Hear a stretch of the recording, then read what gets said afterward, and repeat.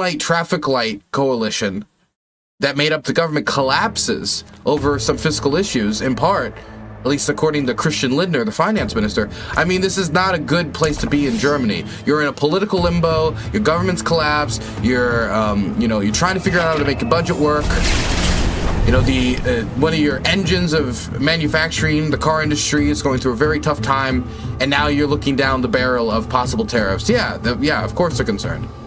Not to mention, it is within this environment that they're expected to increase military spending and aid to Ukraine.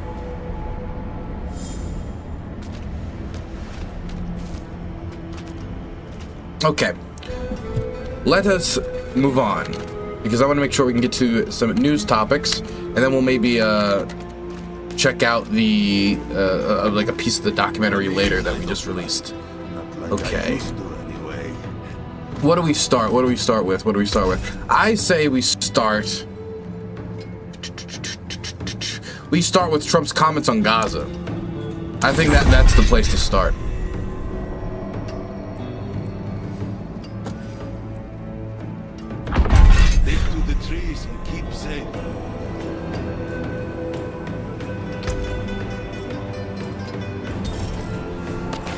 Okay, so I don't know if you guys saw, but Trump was giving a brief 20 minutes interview to the press while, going through travel with Air Force One. So this was not like a big presser that he probably did a bunch of training for, or not. I mean, Trump doesn't want to do a bunch of training, but like went through some notes beforehand for, or some big podium where he took question after question. This is like a brief. Like, he's sticking his head out of the door, and you can even see it here, sticking his head out the door, talking to the press, then going back to traveling and doing the work of the president of the United States.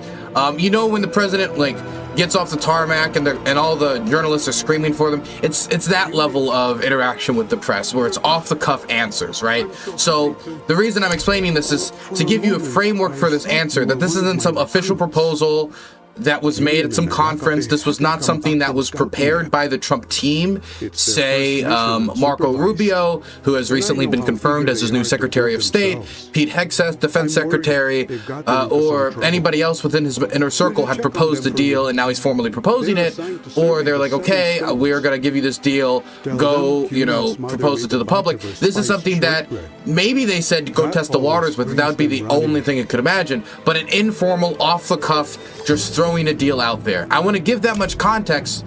I'm stressing this point because the gravity of what Trump said, or supposedly said, depending on your interpretation and how much you want to stretch yourself so the indomitable and unconquerable spirit of hope is not crushed in your soul when you hear the tone of what's being talked about and the worst fears of those who want Palestinian sovereignty. From across the Trump, while getting through this travel arrangement, threw out the idea of quote-unquote cleaning out Gaza, moving 1.5 million people, so 1.5 million people, which is the vast majority of Gaza's population, outside of maybe, I think others have already been displaced, but the pre-war population was 2 million. So the vast majority of the population you'd be moving out, if not in its entirety, and then taking them and moving them to Egypt or Jordan and building new houses there, because the destruction in Gaza is so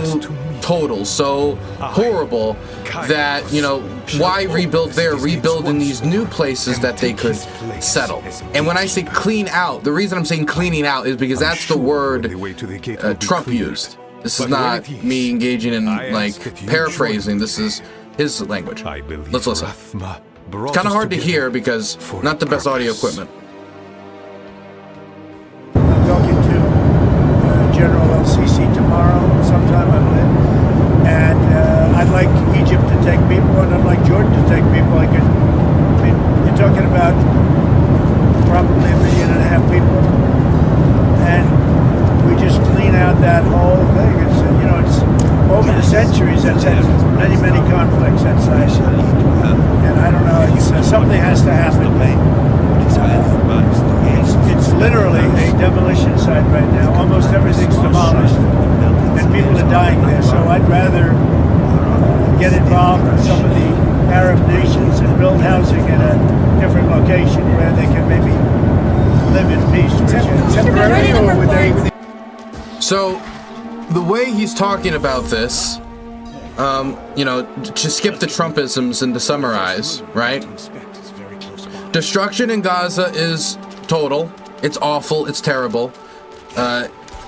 We need to work to take the people of Gaza and move them out to other countries, Arab nations that he'll work with in the region, like Egypt and Jordan, which are American allies. And Egypt was one of the few countries that, when Trump did that freeze on military aid, it was Egypt and Israel, which were the two that he did not freeze the shipments of aid. I'm talking about like U.S. aid, not, for example, the military aid program to Ukraine. That is still unfrozen. But he would have those Arab nations take those people because, in his justification, A, the destruction, pre-mentioned destruction, and B, because the violence there had gone on for so long, for generations and generations, and you know, the land of Gaza has just been a death trap, so to speak. And so it is better to take them out of this ruinous death trap, as in a death trap that is completely ruinous, destroyed, where it's so absolutely decimated that not only are buildings destroyed from the top down and collapse in on themselves, but many of the dead are still yet undiscovered, rotting in their former homes because there's just so many destroyed buildings, and it happened so quickly that there was not enough time to clear it all out. And people simply suffocated in their own homes after they fell on top of them. And with all that destruction and I know people talked about Warsaw as a city of bones because everywhere is a graveyard. I don't want to make any comparisons of scale, but right now when you walk through a lot of, Palestinian communities, it is literally walking through a graveyard where the graves are the former homes of your neighbors. So it's so destructive, destroyed, and ruinous, and this has happened for so long that we just should take them out, move them out, because they can maybe live in peace in Jordan. They can maybe live in peace in Egypt. They can maybe live in peace elsewhere, because I, Donald Trump, and this is me now going off on a little bit of a limb, am going to be the one to break this seemingly endless cycle by simply just taking them from here and moving them over here. Now, here's the problem, is that if the policy becomes, and this is hard to say because this is a press gaggle that's very informal, and Trump is not somebody who tends to put his language in the most diplomatic and non-vague terms when discussing, foreign policy issues. Definitely. Hey you, did you know California adults can learn for free with continuing education at Santa Ana College? Learn more today at sac.edu/SCE. Palestinians out of the Gaza Strip, because it's just so violent and so ruinous, and this has happened for so long, that it'd be better to just remove them from their homes, push them somewhere else to live in some other Arab country with, in Trump's mind, the rest of the Arabs, and then we can be done with it. And that not only will the violence be done, and maybe in his mind, Trump is the hero because he's ended the cycle, but then the Israelis can be happy because not only the threat of Hamas has been removed from the Gaza Strip, but this endless cycle has ended, and possibly, likely, in this frame, again, we're just going out on a limb here, because this is all just from like a 50-second dribble from a press gaggle, the Israelis would also get to take the land, maybe reintroduce settlers into the Gaza Strip, like some in the fringes. It's not even in the fringes anymore. If it's in the government, it's not in the fringes, but in the fringes of maybe Israeli society that have been more normalized due to the war and now have significant influence with Netanyahu's coalition, want to do. They want to reintroduce settlements, not only into the Gaza Strip, but they want to expand settlements in the West Bank. And they also are developing plans to double the amount of settlements in the Golan Heights. And let me just say, if this is the plan that we go through, I don't know how to probably get across the pain and anguish of people suffering for over a year and a half in their homes, connecting so much blood and tears and community and uplifting. I mean, think of all the ambulance drivers in Gaza who through the next year and a half have continued to work. Think of the medical professionals. Think of the people who stayed in their homes and somehow survived, even if at times it was out of pride or out of having nowhere to go, whatever that decision, but did and somehow made it through it all. Or the people who have been waiting tirelessly to go home as the most displaced community in the world. Now we're going to displace more of them. The solution to this is to take the most displaced community in the world and displace more. I'd like to and I know that when people talk about, and I hear this like counterance sometimes, like, well, when you say the most displaced, they've been refugees for 60, 70 years, how are they still a refugee? Well, if they're not given citizenship by their host nations, if they're not allowed to integrate into their societies, then we're putting Palestinians between countries. They can't be Jordanians, outside of, I believe, certain circumstances, but they can't be Egyptians, they can't be Turks, they can't be Lebanese. They're kept outside of society, both because these states don't want to go through the process of normalization, but they also don't really want to integrate these people into their societies. And within their society, there also can be a decent amount of bigotry around Palestinians and integrating them into their societies. But then they can't go home because many of their homes are long gone or continuing to be either bulldozed and removed or are being blown up in the war. I mean, we're saying that the solution to this conflict is to displace more people and make the pressure cooker that is the Palestinian state of affairs just that much hotter. Not only do I think this is a bad idea because of the humanitarian implications of removing all these people from their homes, presuming that this is not, I mean, I'm just doing this not even out of naivete, just out of a certain amount of hope, a certain amount of my soul not wanting to accept something, right? Maybe if it was some temporary movement and he meant they're gonna make some temporary buildings for them to live in as they rebuild Gaza and then people come home. I mean, it's a 50-second clip. There's so much that you're kind of trying to take from this, it's hard to say. But outside of the humanitarian implications and what would be a gross mass relocation of people, I'm not ready yet. I also don't think it's going to bring about peace. Like, the conflict between Israel and Palestine has not been just constrained to Gaza. Like, there were Fedayeen fighters coming from all across the Middle East. They attacked from across borders of multiple nations that would host them, or they would be able to infiltrate and operate within. And so if you move all these people out of Gaza and you move them into Egypt, you move them into Jordan, how do you not know you're just moving like a line to Jordan? You're just moving the line over to Egypt. I'm out of essence. I mean, maybe you can negotiate some terms to strengthen the border there, but that's still 1.5 million displaced, angry, hungry people with nowhere to go. And what's going to be the plan? Are we going to make Egypt make Palestinian citizens? Are we going to make these nation states do that? Will they do that? Will they do that? Because they can't just exist as a stateless people forever. That's not bringing about peace. It's just kicking the can down the road and making more people removed and angry because they're not living in their homes. And I mean, people of Gaza were angry before, but I don't think displacing them and moving them from their homes is going to fix any of the problems. I think it could end up as, when you say in the chat, it could end up inspiring more violence. It could end up inspiring more violence.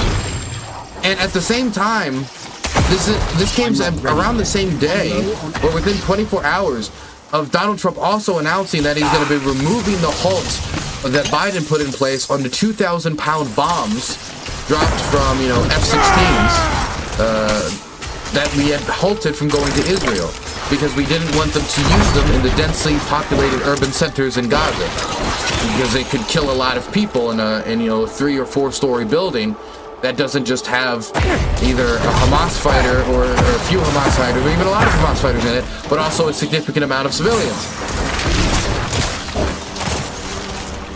And look, if you take that decision into consideration And the position and the deal that's being offered to the Palestinians is the full removal of their people from Gaza. And of course we don't know that's a formal proposal. But if that is what's moving forward, is a Trumpian position that's based on the Palestinians leaving Gaza, as well as removing the controls on weapon shipments to Israel, while we have, you know, some weeks. We have weeks left in a ceasefire that is holding at a tenuous rate at best. We don't even know if it's going to make the full 6 weeks and we'll go through the entirety of the first phase. Maybe we will, maybe we won't.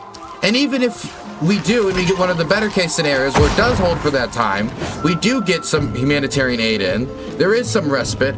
Once that clock rings out, it is highly likely that the now rested Israeli forces, how rested? Maybe not significantly, but somewhat, will then start a new operation now that it's gotten a certain amount of hostages out, if it does not think it can get the totality of them out while keeping Hamas, getting Hamas out of power, i.e. that Hamas is not going to hand over the last hostage, because if Hamas hands over the last hostage, they give over one of the last significant pieces of leverage they have, as their command structure has been decimated, their leadership killed, both military and political. Its weapon storage facilities run dry, and the shipments that are coming over the hill, we don't really know, and they don't really know. Thank you for and while they've been able to try to retain and gain new membership, even though a lot of the old experienced fighters have died in the process, and, you know, replacing an old experienced fighter with a new recruit is not the same thing. You are losing combat power in that instance. They're still fighting. They are still able to fight. And so I could very easily see those conditions coming where they keep those hostages because they don't want to give up Gaza. They don't want to give up control. They're not willing to. And so the war resumes either at the end of the ceasefire period or even before the ceasefire period is over, because the last time we had the ceasefire during late 2023, I believe it was, a few months after the initial shots of the war on October 7th, the ceasefire actually ended early as well. And it's not like ceasefires being broken is something new in, Israeli, Arab, Middle Eastern relations. So this could, not only do we see a scary hint towards a possible future Trump framework, we're also getting at the same time that Trump is removing the restrictions Biden placed on the larger, more destructive munitions we were providing for Israel, that could do more destructive in an urban center, as the clock is ticking for the possible resumption of violence in the Gaza Strip, where Hamas and the Israeli government are no closer to putting a final nail in the coffin of this war, as putting it behind us, but a lot more coffins in the ground. It's not good.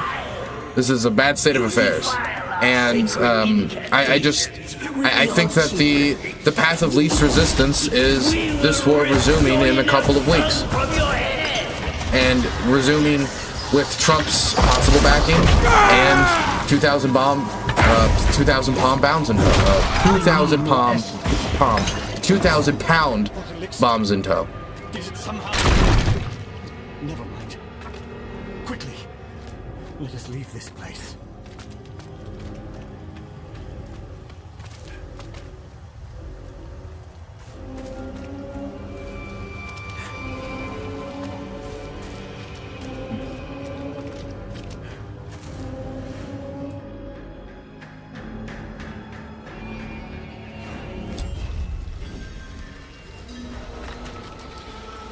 The ceasefire is already disintegrating. It was an initial bump, but Trump will continue to lie about the great peace deal he just made.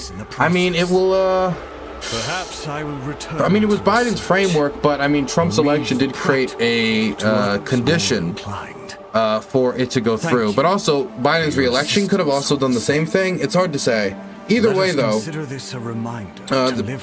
he still went through under his watch, but I don't think it'll last through March, honestly. Such as ours.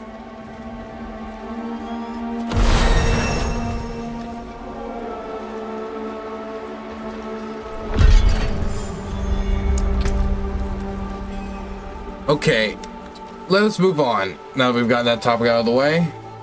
I don't know how to say, like, I don't know how much more to emphasize, like, the danger of the scenario, of the scenario playing out, the situation that we're in, with the U.S. president seemingly openly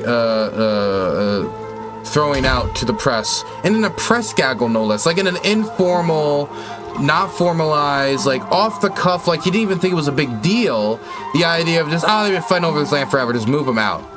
And also, you want to know another thing that's really scary about this? If this is how he views land and a people's right to land in their home in Gaza, how does he view it in other conflicts as well? Definitely when it comes to the idea of, oh, well, these buildings are all blown up anyway, so like, what does it matter?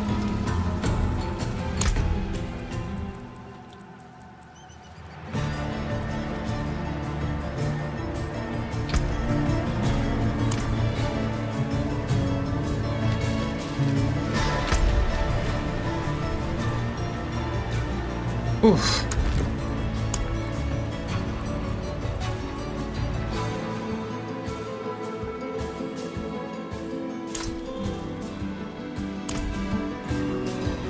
Okay, moving on. Next topic. I think we could do Trump's executive order since we're in Trump world right now before we go to, Russia, Ukraine, because I do got some Russia, Ukraine topics. But we do have some new Trump executive orders we can get through quickly. At least I think so. We can get through them quickly. Here we are. President Trump's new executive orders. First week of the new Trump administration focused on immigration reform. Some of his cabinet secretaries going to work this morning. Erica Brown reports on the military and defense focus that's expected this week. Secretary of Defense Pete Hegseth arrived at the Pentagon Monday for his first full day on the job. He promised to move swiftly implementing President Trump's agenda. Our job is values and readiness and war projects. Hold people accountable. During his comments, Hegseth previewed some of the military-related executive orders President Trump is expected to sign. They include policies for transgender service members, a ban on several diversity, equity, and inclusion initiatives. Now, policies for transgender service members. Before, the policy was a ban. The policy was there is no transgender service members because they cannot serve in the armed forces because we do not believe that they can offer something of use to the United States. The general philosophy was, and this is just me being blunt about the way that I believe that they truly viewed it, is that if somebody is transgender, that means that they are mentally unwell because there's no such thing as being transgender. Therefore, if somebody is that mentally unwell, especially if they are going to be pursuing some sort of like medication of that, for example estrogen, which has impact on bone density and otherwise, then this is not somebody that we would want on the battlefield, because if they're mentally unwell, we don't want them on the battlefield with a gun. And if they're going through these treatments, are they going to be able to uphold the same physical standards as the rest of the armed forces? Now, when it comes to the second part of that, about the physical standards, before the first part of it, there's a lot of fat fucking losers in the military. And I'm not trying to, like, be mean. That's not me, like, saying, like, screw them. I mean, that sounded like the meanest, like, most unpatriotic statement in history. But what I'm saying is that there are people all throughout the armed forces that when it comes to, like, the idea of physical accomplishment, they're not all that good. They might be able to do the rudimentary amount of push-ups. They might be able to do, basic rifle training stuff, like shoot a target down range, not particularly well. But the things that they offer the armed forces is not really that they're a fucking physical masterclass. Is that this guy in his big, spinny chair, while stuffing his face with Cheetos, is a whiz when it comes to, the Google Sheets, and knows how to manage the logistics for an entire military compound much better than anybody else on staff. And therefore, is helping make the compound more efficient and more effective, and therefore making our national defense more efficient and more effective. And so, like, to me, the military is such a gigantic organism with so many different parts. Like, what, am I not going to expect a fat, out in shape military cook on a big ass, aircraft carrier? So when it comes to the second part of that, depending on the role, as long as they can still fulfill the physical requirements for the role, I don't think the physical stuff really matters all that much, right? Now, for the first thing about the mental unwellness, people can do their jobs perfectly fine, living happy and healthy as a transgender person. If somebody is mentally unwell while they're trans due to, for example, the extremely high amounts of depression within the community and suicidality and suicidal ideation, and the negative effects of gender dysmorphia, if they're dealing with that in a way that they cannot do the job, then the reason that they can't do it, I mean, it's because of the effects of their life from being trans, i.e. of how they've been treated, experiences they've had, trauma, and they can't do the job. But it's not a one-to-one, they are trans, therefore they have these things, therefore they have these things, they cannot do the job. If you don't think there's people in the army with depression, dysphoria, sorry, not dysmorphia. If you don't think there's people in the military with depression, if you don't think there's people in the military who is sad all the time, if you don't think there's people in the military who have mental problems, then obviously you have not met enough soldiers, especially if they've been in the service enough. Now, for me, my experience is a little different because I've not only seen, I've lived in a household raised by a U.S. Marine, but I also, saw a lot of other foreign servicemen who's actually been, through the shit in Ukraine. And so it's a little different, but even if that's the case, it would be the same case with anything else. If they have depression and they're going to kill themselves, take a rifle out of their hands and give them medical treatment. It shouldn't change when it comes to a transgender service member. Just because due to a bunch of sociological factors within our society and stuff that we don't completely understand, many of them have mental anguish due to the conditions of their existence, does not mean now we should now close off this pool of potential recruits, say that they don't have the ability to be treated like anybody else, if they can offer service to their country, in order to what? Stigmatize them? I mean, what is the beneficial effect of doing this? Does this make the Chinese quake? Does this shift our relationship with the Russians in some way? No, it doesn't.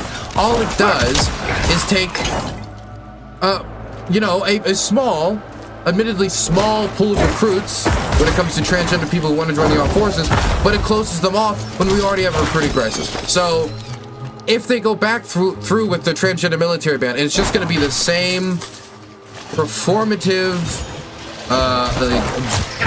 pulpit-pounding nonsense. And reinstating service members discharged for refusing to get the COVID vaccine. Now, this is the thing that gets me is this going to be like a one-time culture war W for the anti-vax types, or is this going to be a continuous thing? Because if you've ever been in the army, if there's one thing the army likes to do, it's to get you on the needle. Okay, they love you on the needle, and not heroin, but vaccines. They're going to pump your arm through vaccine after vaccine after vaccine after vaccine. Especially if you're going anywhere. You're getting on a boat and you're going to the Pacific. Ooh la la! Here's 20 vaccines. You're going off to do a small deployment, like a short stint deployment in Djibouti, just doing some guard work.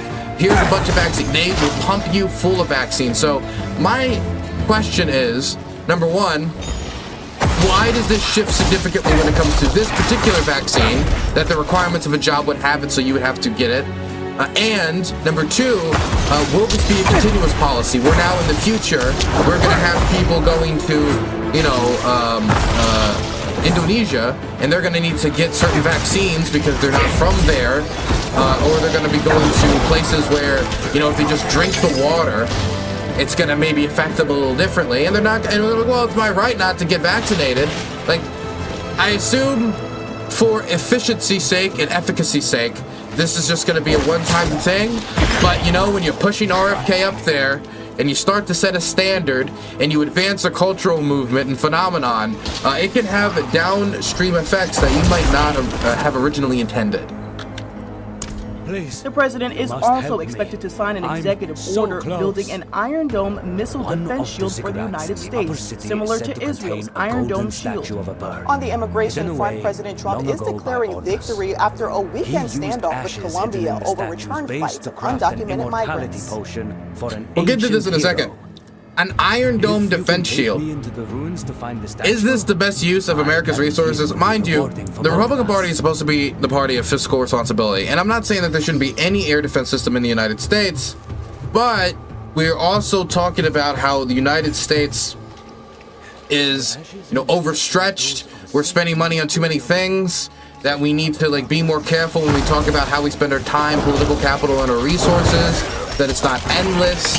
I mean, Trump is the person who added 25% of our total federal debt, so maybe this will be falling on deaf ears when it comes to him, but that party over there was supposed to be the party of fiscal responsibility. Now, it's not surprising me that it hasn't acted as such, and one of Trump's first acts was him trying to raise the debt ceiling because they didn't campaign on it. And if Trump's not campaigning on it and he sees that it's not really getting a response from his base, then why should he care about a principle just because the rest of the boring suits in the Republican Party care about that principle, or a certain percentage of the suits in the Republican Party care about said principle? Anyway, putting that aside, I just don't know how efficacious this would be in comparison to putting those resources elsewhere. What threat would this be against? Would this be, because it can't be Canada and Mexico, so who, I mean, if it's like an intercontinental ballistic missile defense system in order to try to get a leg up on in a atomic weapon scenario, at least I could see that as just, I'd have to hear more about this, because the missile defense system in the way that Israel has it, I don't know how useful it would be and how hard it would be to cover every inch of the United States, how expensive that would be. The country's president initially said he wouldn't accept the flight, saying the U.S. cannot treat Colombian migrants as criminals. That prompted President Trump to threaten a travel ban on Colombian government officials, 25% tariffs on imported goods, increasing to 50% in a week. Colombia threatened tariffs of its own, but ultimately backed down. Sends a message to other countries that the president means what he says and that he is going to throw a punishment if countries don't cooperate. With immigration crackdown operations ramping up across the country, Immigration and Customs Enforcement reported nearly 1,000 arrests Sunday. Erica Brown, CBS News. 1,000. Okay, so I do want to throw out there quickly, this thing that's said around here about the Colombians responding with their own tariffs. Look, the Colombians, bad place, bad time. Bad place, bad time. No one wants to be the first nation that picks a fight with Trump in the second presidency where Trump's going to want to send a signal. No one wants to be the first one. And, I mean, if they were to be the first one, that would be demonstrably horrible for their nation, for the Colombians, because what would you do then? If Trump is just trying to use you not necessarily as a tool to improve the relationship or get the best deal specifically out of Colombia, but as a tool to try to use you as a symbol to intimidate others to get the best deal out of everybody else. No one wants to be that guy. No one wants to be that guy, because then it could be past the purpose of even trying to get the best deal, or even making a concession might not even be what is necessary. Point is, it makes sense that I think they're backing down. And look, this right here is what I would expect when it comes to a use of tariffs in international diplomacy. I think he goes pretty balls to the wall on it. Immediately 25%, 50% in a week if you do not concede, and I'm gonna be putting travel restrictions on government officials from Colombia. What a wild. The tariff stuff I expected, but the travel restrictions, under what?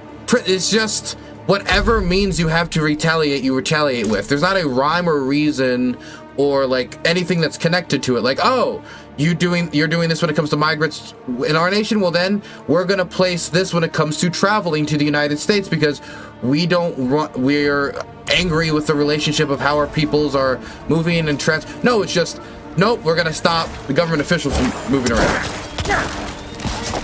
It's finding whatever levers are possible to apply pressure.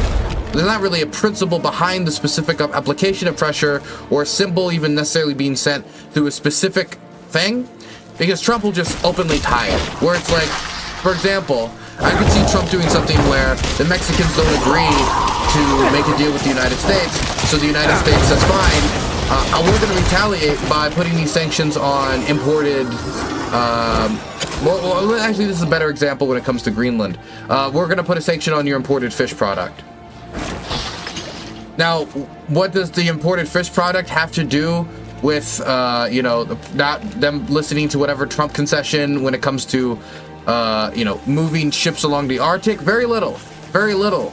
And so that could be a problem if you're not being explicit about what you're tying these consequences to, where there can be a lot of vagueness. But with Trump going out there and just saying, do this or we will do this to you, I think the clearness, the upfront and honest nature of the strong arming kind of assists in making sure that it's kind of transparent. At least it's clear where the consequences are coming from, even if it doesn't look like there's any principled tie to, for example, a government official travel restriction, which you would place if their government officials had, I don't know, committed some war crime, or you were sanctioning them due to them assisting America's enemies, I don't know, instead of a dispute over migrants.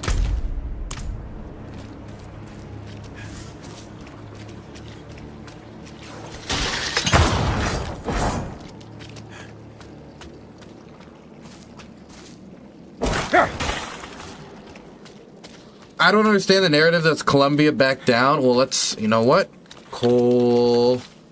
Colombia. Let's read what the deal is. Okay, Bloomberg, I do not have your money. Never mind. Here we go. Crawling at... Nope, that's MSNBC. I don't want to do MSNBC.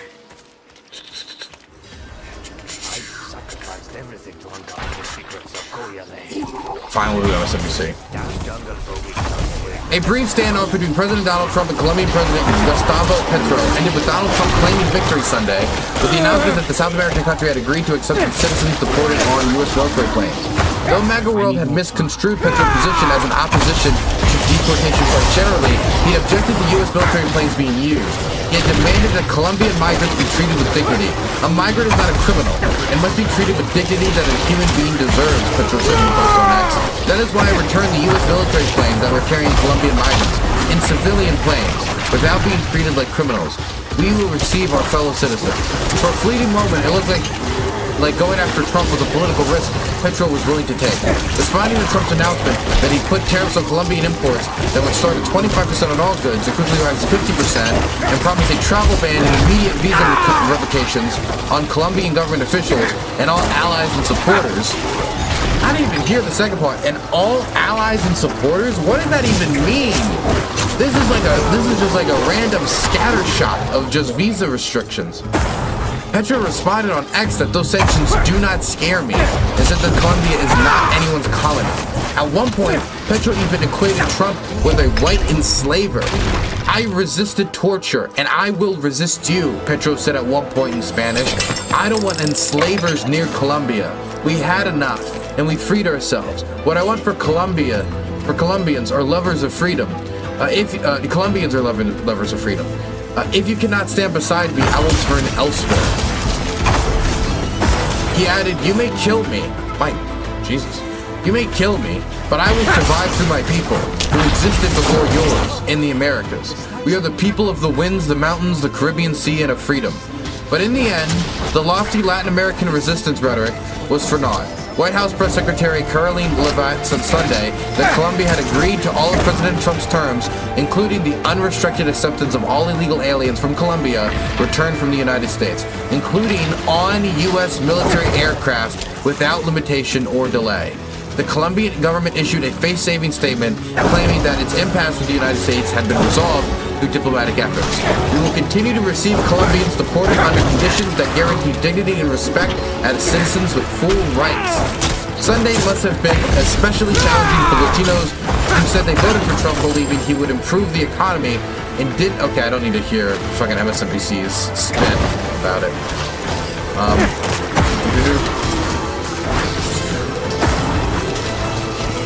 Okay. And the rest of this is like getting up on other stuff. Okay. So, to me, this seems like somebody said that, you know, the Colombian government like stood up. They got what they got concessions. I don't know what those concessions are. Because as of right now, the main thing that we knew that they were angry about, the U.S. military planes, that's still going. The U.S. government is still deporting Colombians on U.S. military aircraft back to Colombia. They have not stopped doing that and replaced it with civilian aircraft. That doesn't mean they won't also use civilian aircraft, but they are using the military. And Trump has been pretty set on using the military to do deportations. In fact, one of the big problems that his government is going to face is the fact that the American government has laws on the books stating that you cannot, and this isn't like laws you can just executive order away, you need a 2/3 majority, that the armed forces cannot enforce the laws on the street. They cannot go around and be like, you're under arrest, because they don't know the law, they don't really know like citizens' rights, they haven't been trained properly in it, it's not their role. So these soldiers cannot do immigration and customs enforcement's job or the job of the Department of Homeland Security. They can't do that. They have to go out there and help in a logistical manner, or for example, when it comes to military aircraft being used and helping with some sort of, paperwork or whatever. That's all they can do, because they cannot go and arrest these people. And so if Trump's trying to get the most resources possible to do the most deportations possible, the fact that one of the few ways he can use the armed forces to actually help assist in deportations, even if it's just like it would be an easy thing to smooth over, he wants to use all those resources, so I don't see him backing down on the use of military aircraft to do these deportations, because he has been dead set since on the campaign trail of using the armed forces to do it, and there's nobody in his administration this time to kind of on the head and say no on this. And I mean, his base has been pretty clear on this. And he went out of his way to sink immigration deals because he wanted this to be his campaign issue, so I don't expect him to lead from the back here.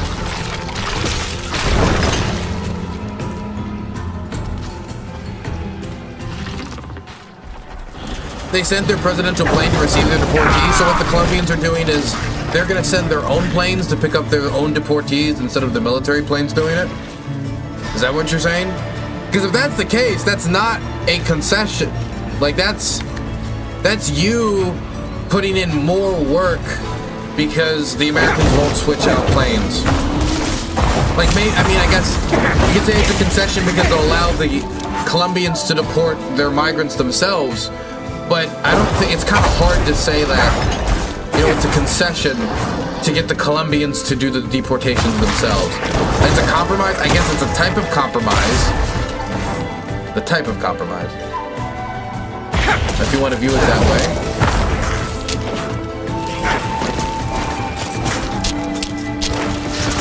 Okay, this is the Colombian thing. Interesting though.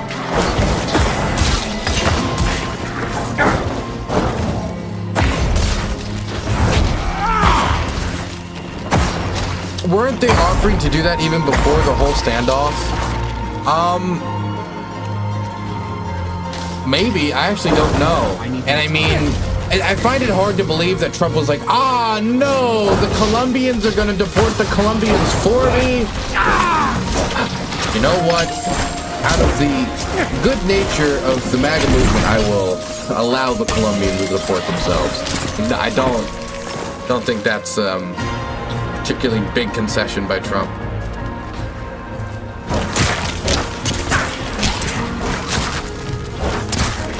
We should end the war on drugs and allow the cartels to become legitimate? No, I don't think so. I think the cartels are like crazy. They like behead people and they skin people alive, burn them alive, boil them, like blow up. I mean, like they're. I'm just gonna say they're not nice. I would not invite them over to my grandmother's house.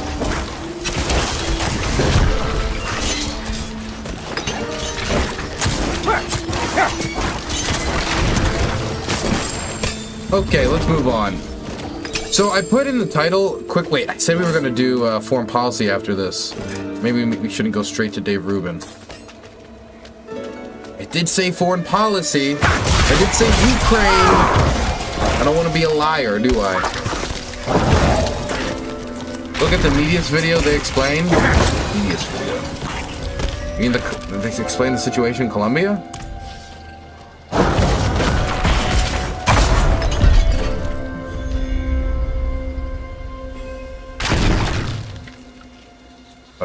Okay. Let's move on. Yes, foreign policy. I was thinking we could talk a little bit about Ukraine. Just a tad. Just a itty whittle bit, if you guys would allow me.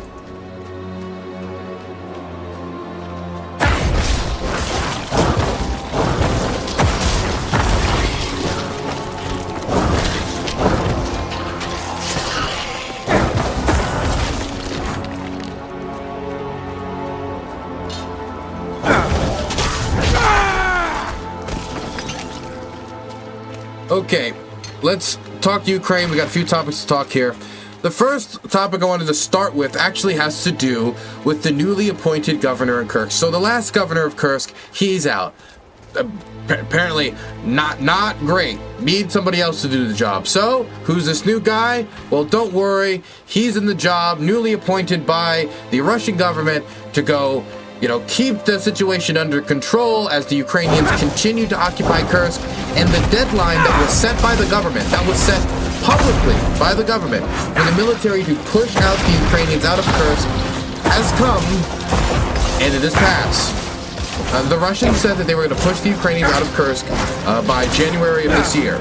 It is now January 27th, so they have, if you wanted to be charitable, just a few more days to push the Ukrainians out of Kursk. And at first, during the end of last year, going towards the last quarter of the year, they were starting to have some success. They were having some success. They pushed the Ukrainians outside of the gates of Kornevo. They continued to push them out of some of the villages at the other end from Kornevo.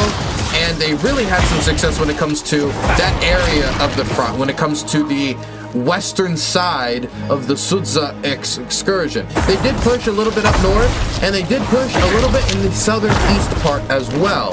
And they also successfully stopped the Ukrainians from pushing up and taking Glushkova, which was not the objective of the attack, necessarily counterattack. The objective was to push them out, but I mean, I guess you could characterize that as, from the Russian perspective, as a achievement that they stopped the Ukrainians from taking more. But the purpose wasn't to stop the Ukrainians from taking more. And now we saw a few weeks ago the Ukrainians launched another counteroffensive towards the north. If you guys are curious as to where, we can bring this up on the screen. Up in this direction up here.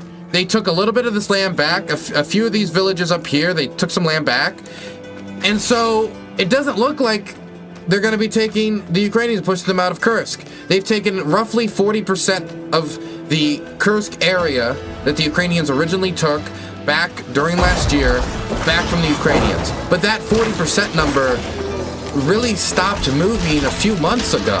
And so they haven't had a lot of progress recently, and they're not pushing them out by the end of this month. That doesn't mean they haven't stopped the attacks. In fact, the intensity of the Russian operations in Kursk have been able to keep a really constant tempo. Every single day, there are multiple Ukrainian positions all along the Kursk front here that are pushed under attack, mortar fire, artillery fire, glide bombs, Grad, MLRS rocket fire, drones, both grenade dropping and FPV, as well as tons and tons and tons of really what you can describe as wave infantry assaults paired on a semi-regular basis with armored vehicles.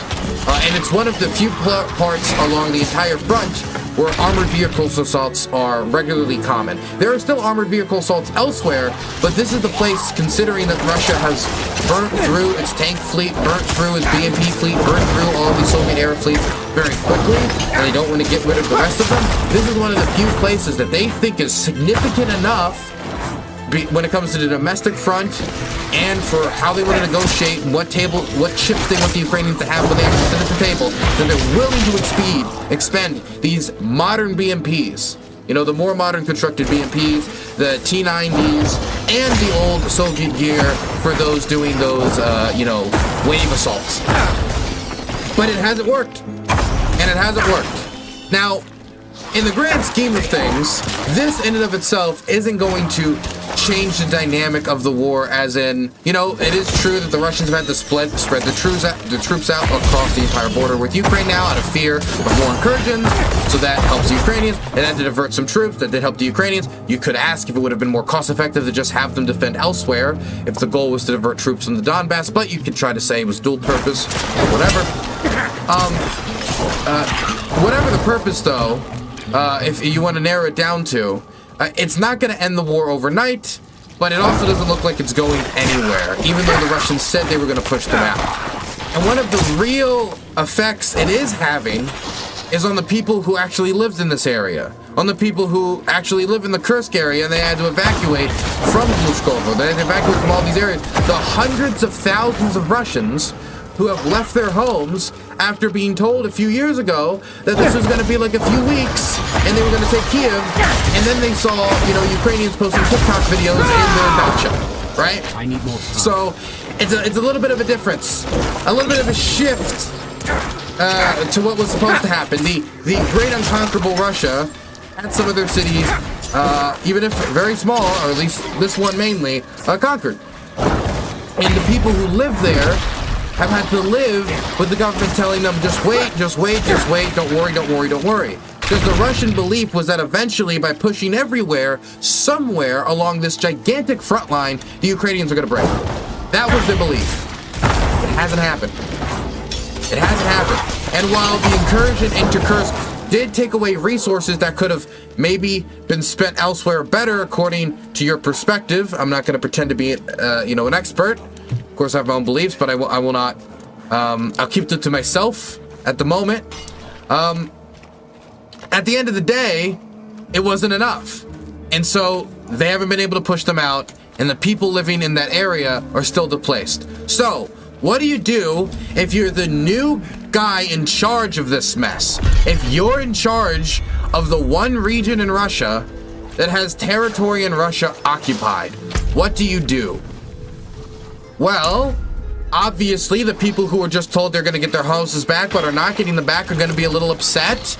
The last guy did not lead them well. You want to get off to a good foot, a good start. You do not want the same stink, the same stick, the same ick, the same corporate governmental malaise that they viewed from the last Kursk administration to rub off on you. You want to be seeming like the good guy, Because the truth of the matter is, while in Russia, like, the amount of political freedoms you have are extremely restricted, if anyone's gonna fall, it's not gonna be the big guy at the top, it's gonna be the guys under him. And if you're the appointed governor of Kursk, you're the guy under him, or at least one of them. So it's better to get ahead of these things and go on the good side of the people, since you're one of the few people they can publicly possibly vent their frustrations about.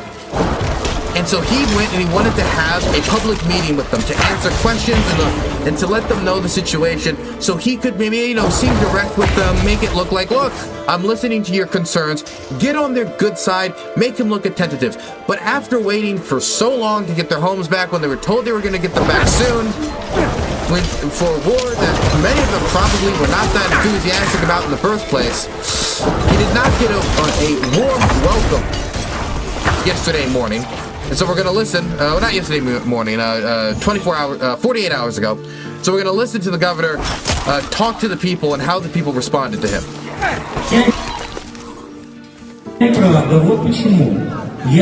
I'm not standing behind the government. I'm standing behind the interests of the people. And I'm standing in front of you. And I'm not running away. I'm not hiding, specifically to find and discuss solutions. And I skip the insults from you to me. I don't want to talk about it now. All the emotional things you say.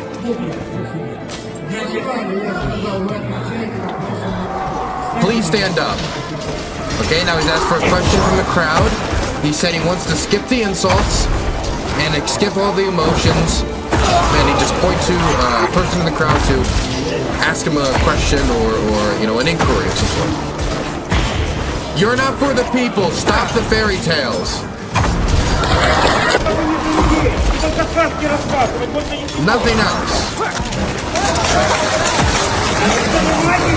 Help with your work. Stop interrupting people. Have some shame.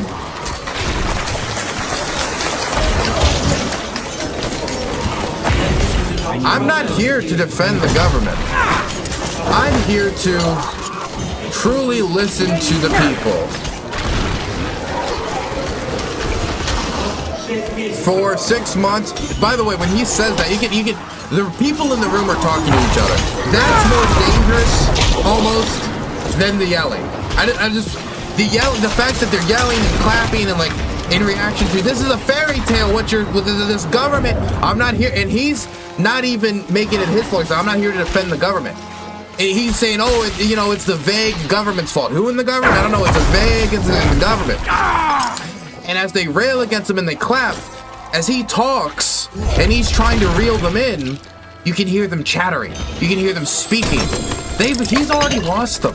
They're now chatting amongst themselves what they think of this newly appointed person that just got put in there. This guy just got put in there because the last guy had a bad relationship with the people, and this is how it's getting off. Is with them lambasting him, cheering the lambasting, clapping the lambasting, and then when he talks to try to reel him back in, they're chippering about how the dude probably blows. Or the problems with the government. Or they're sitting down and they're talking about pension problems. They're sitting down talking about wages, cost of living, cost of eggs, cost of everyday essentials. As wages in Russia are stagnant, but the cost of living continues to increase, as well as the cost of inflation and the interest rates. So this right here, in these large crowds, where people feel some freedom to lash out this way at him,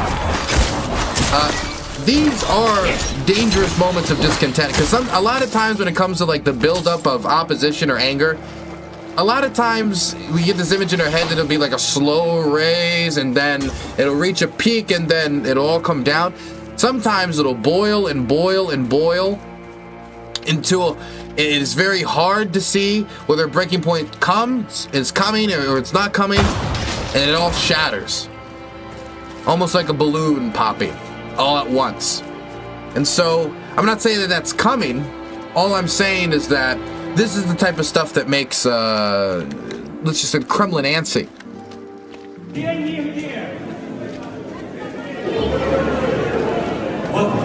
For 6 months. Where's the money? Where is it?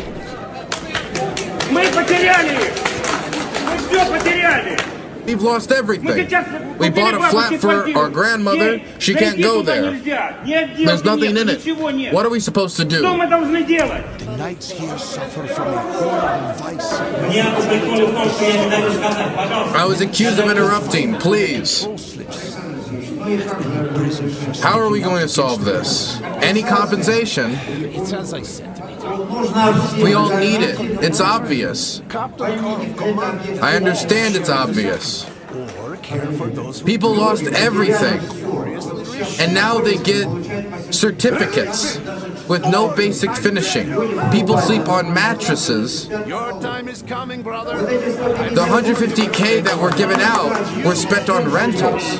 This was given in September. So he's complaining about the fact that the money that the government gave them to survive after they lost their homes has already ran out, and now they're just sleeping and living in whatever they can, because to be quite frank, the government doesn't have the money to maintain social spending, let alone expand social spending.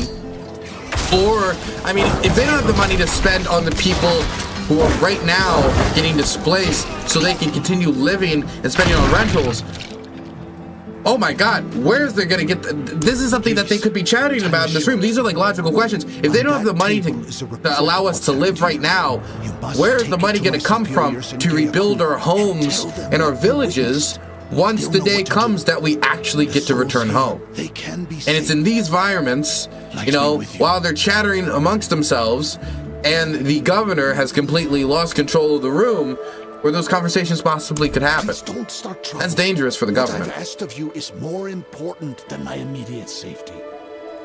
Whiskey Pack 44. Hello, Dylan in chat. Hello, Whiskey Pack. Trust in her convictions and expect fair judgment. Now I'm going to take a swing in the dark here. But are you a whiskey man?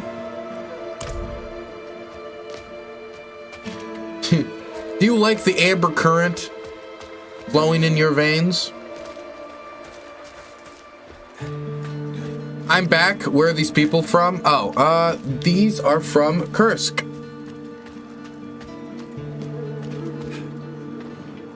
Okay. Next video, I wanted to check up on Steve Rosenberg. I've said this many times, and I'll continue to say it. There are not many good journalists left in Russia.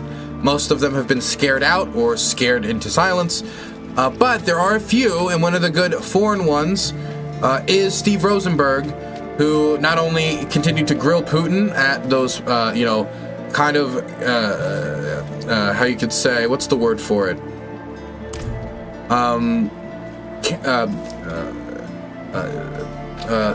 What's it? You know when you organize a dance, you organize a dance in a certain way when you're designing it. How do you? It's I think starts with a C. What's the word? Somebody? Anybody? No? Choreography, yes. The choreography of the event heavily set up, and he was still able to go up there and ask a pretty decent question.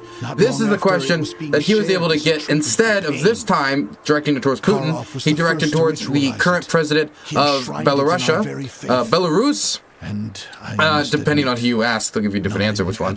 But the president of Belarus, he asked him about the war, but more specifically around the election, and wanted to get to the bottom of if there were going to be a free and fair election, and if you can call yourself a democratic state, if none of your main rivals, you know, are able to function. Basically, it was an open questioning of his democratic credentials, according to him. Which, I mean, like, I mean, the question is kind of redundant. I'm going to be honest. The question is redundant. The question of whether or not they're a democracy, of whether or not there's any democratic principles in Belarus, maybe amongst some people, of course, but amongst the government, there isn't. This is almost more like a performance, just to kind of like remind people that they're not a democracy. And I mean, Lukashenko's very open about this. He is very open that he's an authoritarian. He's very open that he's a dictator, and he jokes about it to the foreign press all the time. I remember in a critique of, I believe it was a German foreign minister who was homosexual, he said he'd rather be a dictator than gay. Like, to him, it's just like all a big funny haha, because civil liberties and these norms are not something that he believes in. He's an old Soviet minister who believes in like the same lack of civil rights as the Soviet Union had. Anyway, let's listen to what he had to say about a democratic election in his country. Supposed democratic election happening in this country in the next year. Alexander Lukashenko could afford to smile. In a staged, managed election, he was guaranteed victory. This you'd expect to see at a polling station. But not what happened next. With voting ongoing, in a room next door, candidate Lukashenko gave a 4.5-hour press conference live on TV. Как можно назвать эти выборы демократичными? How can you call this a democratic election, I ask, when all your main rivals are either in prison or in exile? Some are in prison, and some are in exile. But you're here. Everyone has the right to protest. I love the implication. Like, yeah, so my rivals are in prison, my rivals are exiled, but like, you're the press. The press is my rival. Does that not count? I love the implication. Their own choice. That's democracy. Не должны никому закрывать рот. You said recently that people in Belarus should be allowed to say what they think and not have their mouths shut. So why not let your opponents out of jail? Prison is for people who have opened their mouths too wide and have broken the law. That's only natural. What? Don't you have prisons in Britain and America? The other candidates were more like spoilers than serious challengers. One actually supported Mr. Lukashenko. Another was full of praise for him. Довольно странно. Strange election, I say. Steve, this is a whole new experience for you. The last election in 2020 was followed by a brutal crackdown on protesters who accused Mr. Lukashenko of stealing their votes. Western governments dismissed the election as a farce. The EU's foreign policy chief called the 2025 votes too a sham. I swear, I couldn't care less when we don't. The most important thing for me is that the people of Belarus practice it. His critics say that after 30 years ruling Belarus, the most important thing for Alexander Lukashenko is staying in power. Steve Rosenberg, BBC News. Yes. The thing is, he's almost certainly going to stay in power. Putin cannot afford instability in Belarus right now. Let's say that the election goes haywire like last time and there's massive protests afterwards. And the security services in Belarus is not able to properly put it down due to there's been so much opposition due to economic problems, just suppression of student protesters, maybe particular instance of police violence, garners a lot of attention. You know, stuff like that has happened quite a few occasions, many countries. The Russians would simply send in troops like they did last time and they'll shoot the protesters and that'll be the end of it. Unless there is a full shift in Belarusian society against Lukashenko, and there is a belief that Putin could, and there isn't a belief that Putin could quickly swoop in and save him, he's going to be safe for the immediate future. Because they want, Moscow, the Kremlin, wants and needs Belarus to add pressure to the Ukrainians and to back them up in this war against Ukraine. They use them as a launching pad for the war, and they might need to use them again to not only spread out Ukrainian troops and to make them fearful of another march on Kiev, but also to launch attacks against them, which they have done multiple times, bombing attacks and otherwise.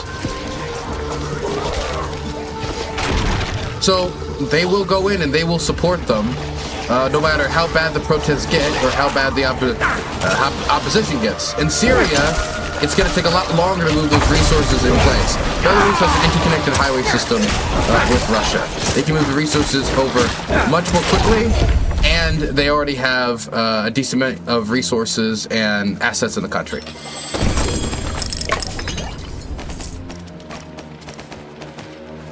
I cannot carry more.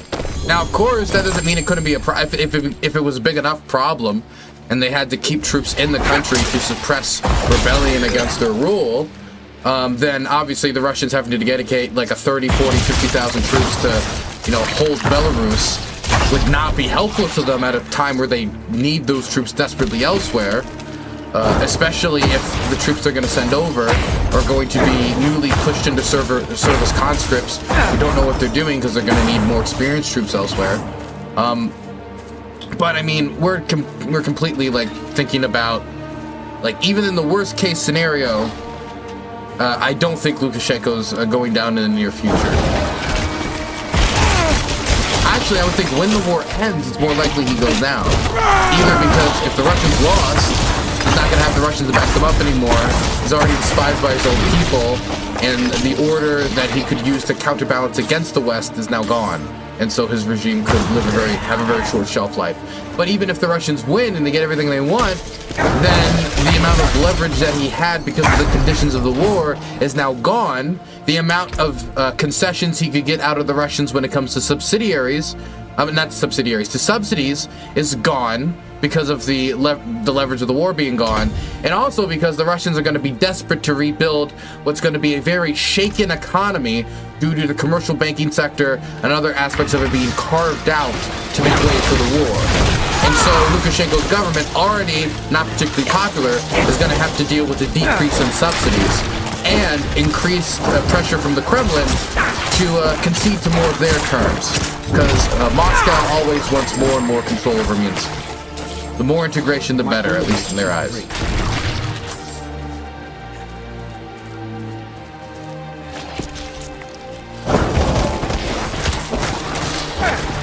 Okay, I think that's enough on Lukashenko.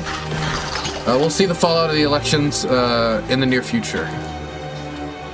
Oh boy, do we have to talk about the front? We could talk about Vasilyanova Silka, because I saw people asking about that on yesterday's stream.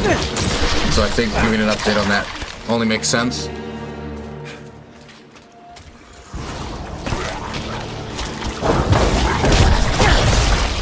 Nah, nobody wants an update on this. Okay, well, Forgan said nah, so.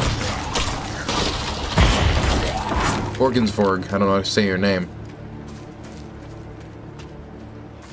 110th got fucked, no orders to retreat, no reinforcement.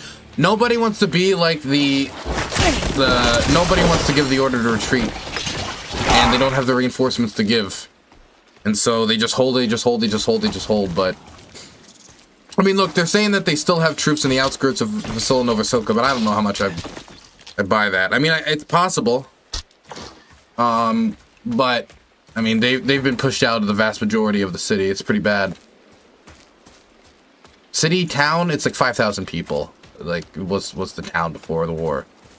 I think I used the word city too loosely. If I'm talking about Zaporizhia, the city of Zaporizhia, and a town of 5,000 people with the same word, I think there's a problem.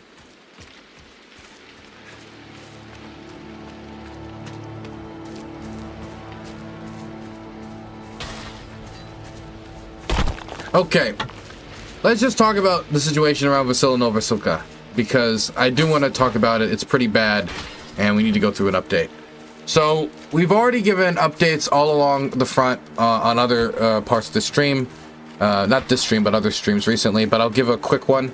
The Russians wanted to push the Ukrainians out of Kursk by New Year's. They failed. They pushed them out of 40% of Kursk, but as of a few months ago, that started to slow down, and they are not going to be able to do that by the end of the month, even with North Korean reinforcements and the amount of mechanized assaults that they have dedicated in this region, which is at a much higher tempo than in other areas of the war, as the Russians are desperate to make sure the Ukrainians lose their possible bargaining chip at the negotiating table, and they're unwilling to accept both the domestic political conditions that it is creating and any condition where the Ukrainians hold part of internationally recognized Russian territory, turning the tables on them. So Ukrainians lost 40% of what they did hold, held out past what the Russians wanted to push them out, and the fighting continues at extremely high losses to the attackers and high losses to the defenders, but to keep up the pace of attack, the Russians have taken very high losses. The situation around, Kharkiv has not really changed